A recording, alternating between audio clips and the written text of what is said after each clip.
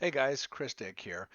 So today, what we're going to be working on is part three of this short series in using the task list app in SharePoint. And specifically, what we're going to be working on is this little section here, the connect and export.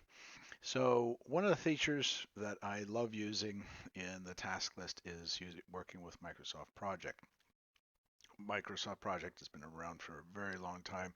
It's an awesome tool for so many reasons, but most specifically is the way it's integrated into this task list. Okay, if you followed along, there is some of the features when we're entering tasks can be a little bit clunky. And some of the times when I was putting start dates and due dates in, you had to do a lot of management to decide when things were going to happen. And in a real project, all these summary level tasks, the start and end dates are dictated by the things that are happening in them. Most of the time, it doesn't always work out that way. But what you'll see is that I can manage things within the lower level tasks a little better within Microsoft Project. You'll also get the same feature of the timeline in Project. There's also a few more reporting features that are really awesome as well. And we won't be digging into the reporting features in Project, but more so how you can use it to manage tasks. So let's dig in here. I'm going to open this up with Microsoft Project. And by the way, if you haven't got Microsoft Project, now I use the education version that we have with the school that I'm with, Georgian College. However, if you are with a school, this is where you'll find it. It is in the Azure Tools for Education. If you go to this site here, this URL, I'll try to put that into the um, notes for the video. You can log in here and it'll take you to this page right here. Do a search for a project and you'll find Project Professional 2019 is the one you want. So you see there's several other versions. We want the most recent version. That would be one key aspect there.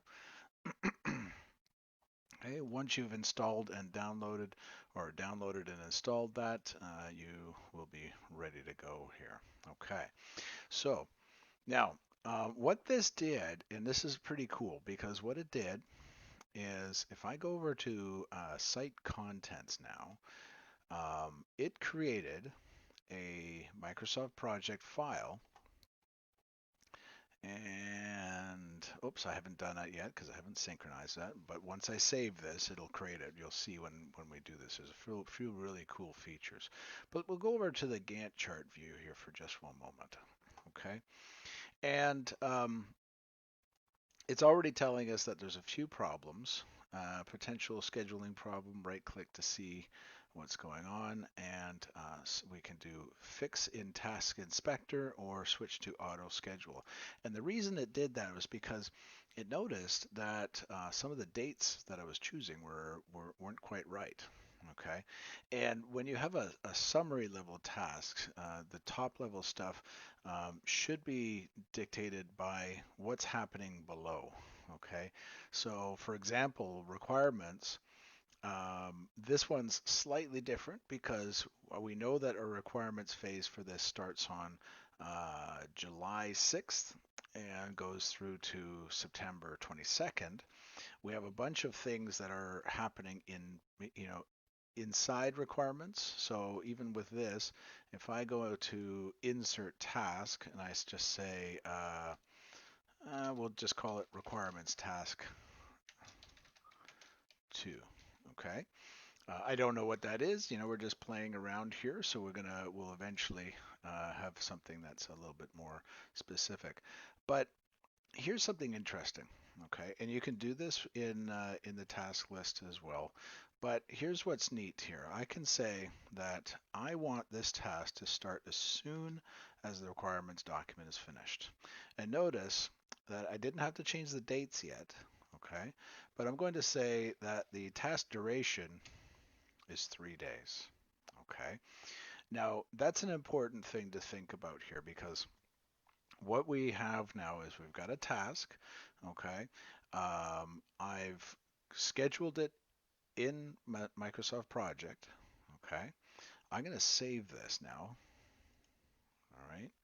And if we notice here, it says save and sync your project. So let's see what it says here. Okay. Sometimes there's messages that'll pop up saying, which version of the tasks would you like to keep? Depending on where you're sitting, if you did a modification here in project and you're pushing your changes to the task list, you'll want to keep the ones that came from the project file itself. If you're coming from the task list going over, then you'll want to keep the things that you did in the task list. So let's just take a look here now. Okay, this right here is the project file that we just worked on. Okay, so it saves it in this great little location here called Site Assets. If you ever want to download that file physically or work on it manually as a disconnected version, you can certainly do that, and then you can synchronize it to your task list. Okay, now let's take a look at what that just did. I'm going to go back over to our high level task list. Notice that it added that feature right there. Okay. Now I'm going to do a couple other things here. I'm going to assign a resource. Okay. Notice my name is already in there. Okay. And if I go over to the resource list, oops, doing a quick update there. If I go to the resource sheet, you'll notice that my name is right there. Okay. And let's add one more person to our project here. Okay. Let's see if I refresh that. What happens? Okay. I haven't done that yet. But is that because I did it to the wrong task? Ah, I did. I did put it the wrong task. But either way, it doesn't matter. I'm assigned there now. Okay. Okay. Now, what I'm also going to do here is if I refresh, now you'll see that that will come up. I'm going to assign someone else to this task too. Okay, and that's another cool little feature here because there can be multiple people doing a project. Okay, um, let's say we're going to assign another person here. Happens to be a colleague of mine. All right, so now these two people are assigned to this task. All right, which means that if we think about how the hours work, all right, we had budgeted hours. All right, budgeted hours means that if I say that this is 10 hours, okay, this is how long this task should take. If I say that it's 10 hours, all right, and Gord works for 5 of those hours, and I work for 5 of those hours, that equals 10 budgeted hours. Okay, if I work for 8 and he works for 2, then it's still 10 budgeted hours. If he works for 10 and I work for 2, it's 12 hours. It doesn't matter who did more, but the point is now the task is over budget. Okay, so we want to be thinking about those things later on down the line. I'll do another video that talks about reporting on these types of challenges. Okay, so let's go back and just synchronize one more time here.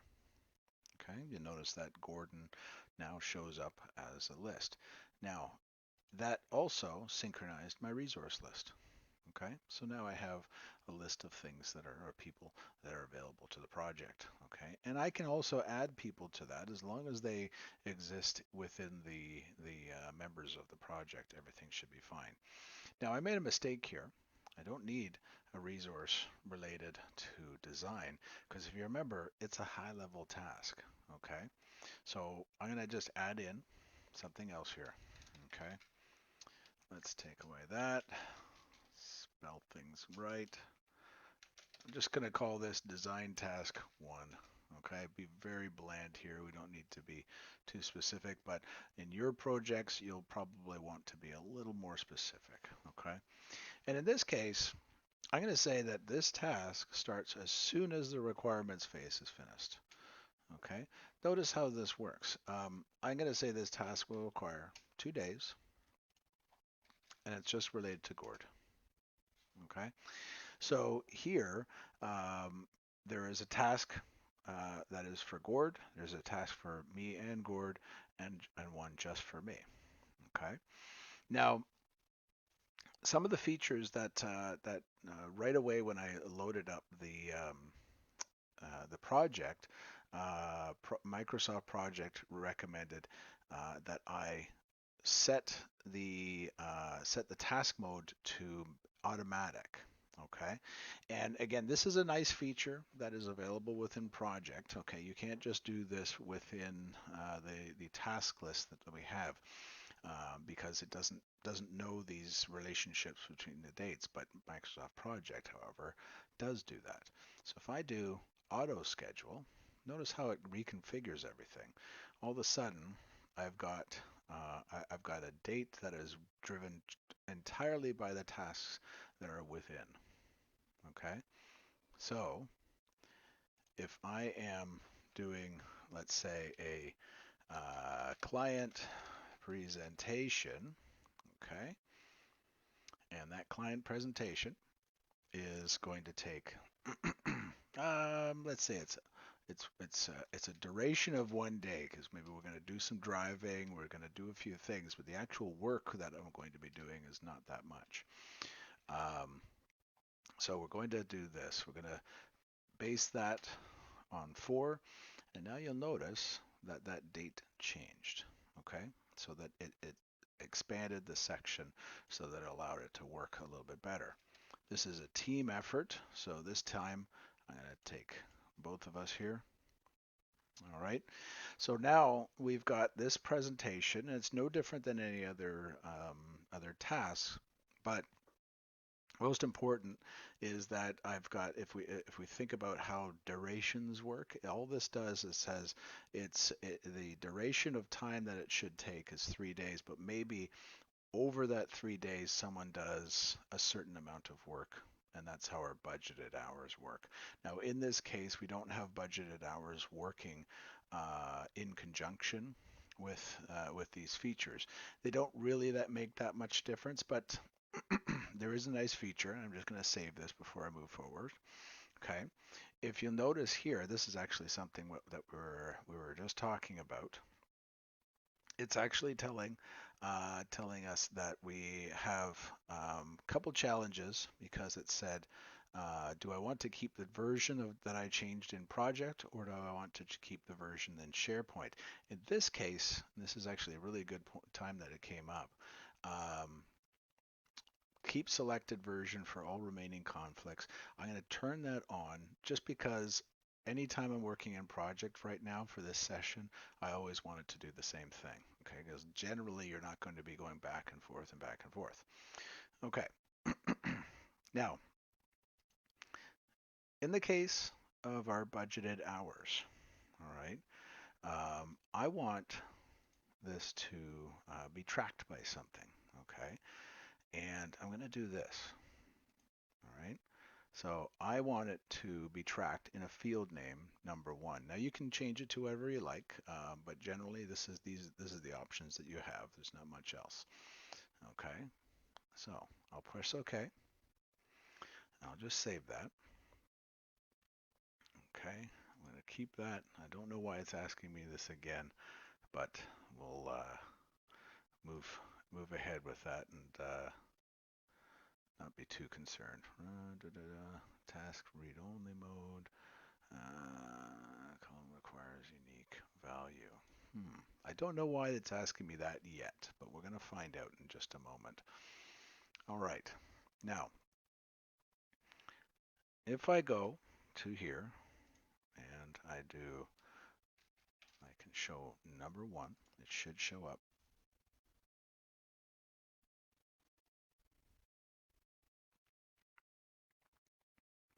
Okay, so here it is. We have our tasks that have the budgeted hours. All right. The client presentation is we're going to say there's a budget in this for 1 hour. All right. Okay. As we do this, we're going to have a few more features that are going to synchronize. For design task one, let's say this is going to require 10 hours, something simple. Okay. Going to save that. Now, let's go back over to our design, our task list in SharePoint, and just see what's coming up here. All right. Notice the difference here. We now have our budgeted hours, okay, and everything is becoming very similar to the way we have it in project. All right.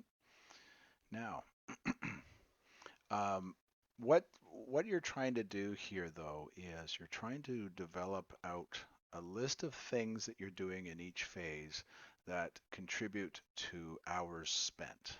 Okay, it's kind of like if you're going to school and you do have to do some homework, you contribute hours to that homework.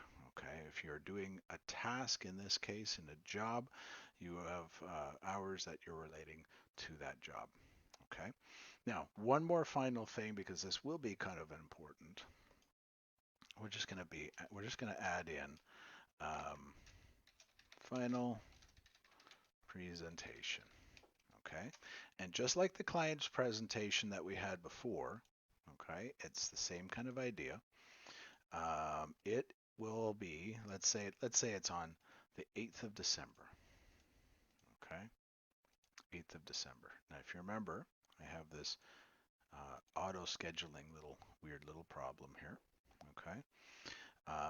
And the final presentation is also hinging off um, whether testing has complete. Okay. If we move over to here and just take a look at how this is scheduling, there's a bit of a gap there, and that's okay. Again, I'm not looking into any of the finer points of scheduling in Microsoft Project. However, what we are looking at is the ability to use the Gantt chart effectively, and we can see here from our gaps that maybe there's a little bit more time that we can spend doing testing. Okay. The budgeted hours somehow I don't know how it put in 9. Oh, I know how it did it. I'm sorry. Oh, there we go. I put it in the wrong place. And okay, so our final presentation is only 1 hour. That's what I wanted to see. Okay. Now you see it put this here.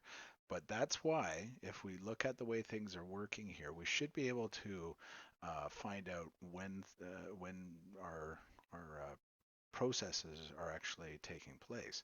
But you'll notice I actually specifically said that I want it to be on the 8th. Okay. So once again, a very valuable tool in visualizing when things are taking place. Make sure that you're aware that these scheduling applications can move things around. This is where we use a manually scheduled item because I'm forcing the date, but it is still related to whether testing has been complete. Okay. You also want to know about the project closeout. Okay. And the project closeout is also very important because number one, I have to have the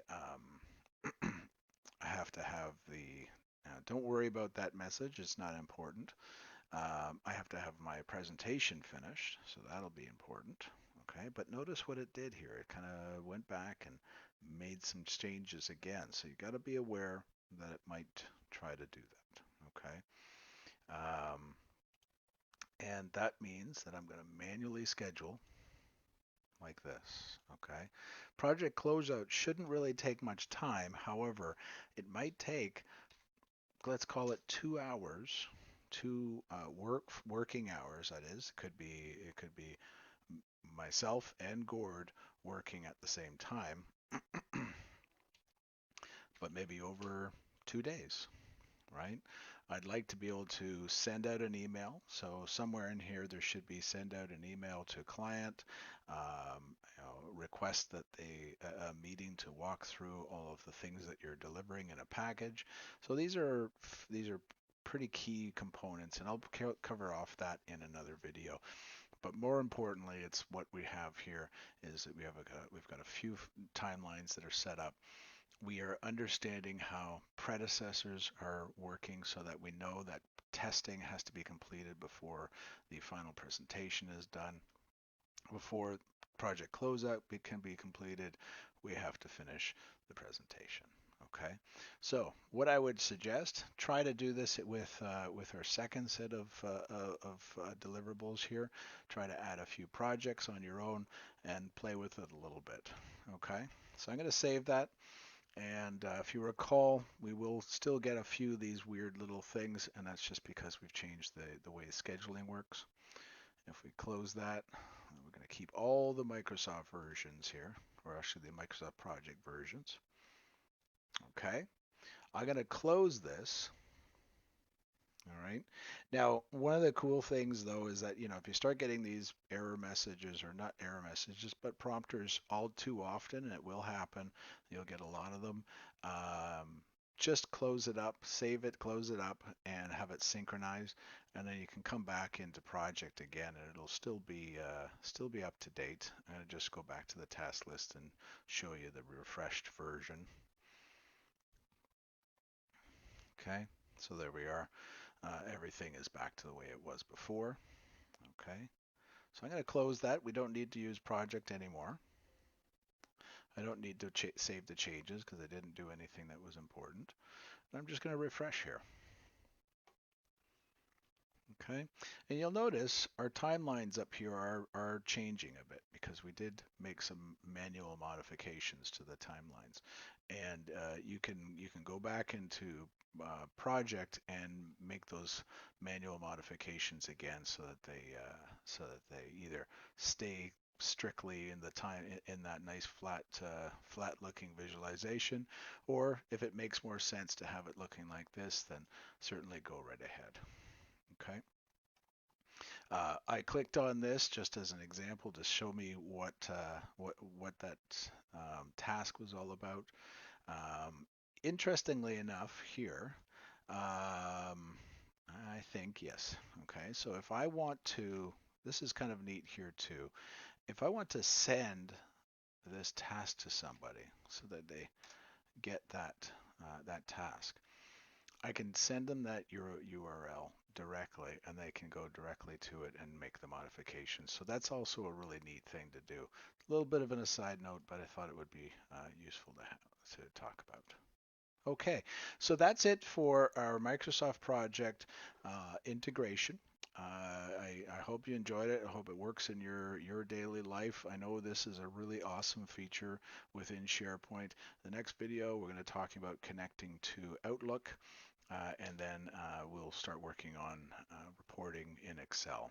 Thanks a lot, guys, and enjoy your day. Don't forget to like and subscribe. We'll catch you in the next one.